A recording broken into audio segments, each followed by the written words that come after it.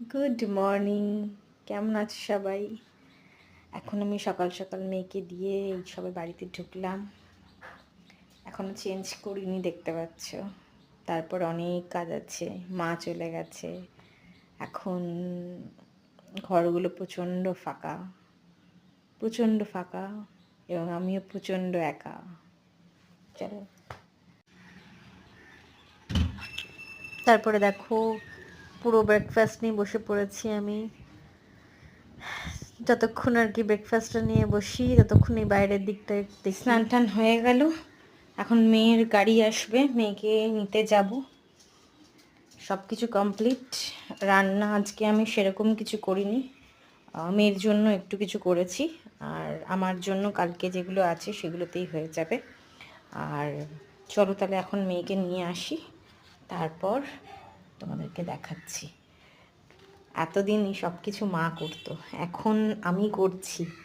আমার যে কি প্রবলেম হচ্ছে শুরুতে শুরুতে, এই দেখো, মানে আমি সিঁড়ি থেকে নামছি, দেখো এই সিঁড়ি থেকে নামতে আমার প্রচণ্ড কষ্ট হয় এবং খুব স্লো নামি।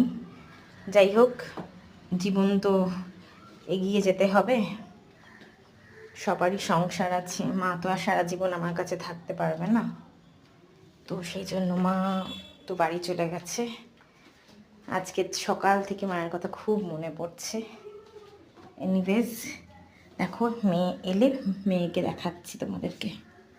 Good afternoon. দেখো আমার পুটকু সোনাটার খাওয়া দাওয়া হয়ে গেছে। এখন স্কুল থেকে ফিরে, অনেকক্ষণ আগে স্কুল থেকে ফিরেছে, ফিরে তারপরে স্নান টান করে খাওয়া দাওয়া সব কিছু কমপ্লিট। এখন কি হবে? ঘুমু ঘুমু হবে। তাড়াতাড়ি ঘুমিয়ে পড়বে তো। মাম্মা কিন্তু পায়ে নিয়ে ঘুম পাড়াতে পারবো না, মাম্মা পায়ে ব্যথা।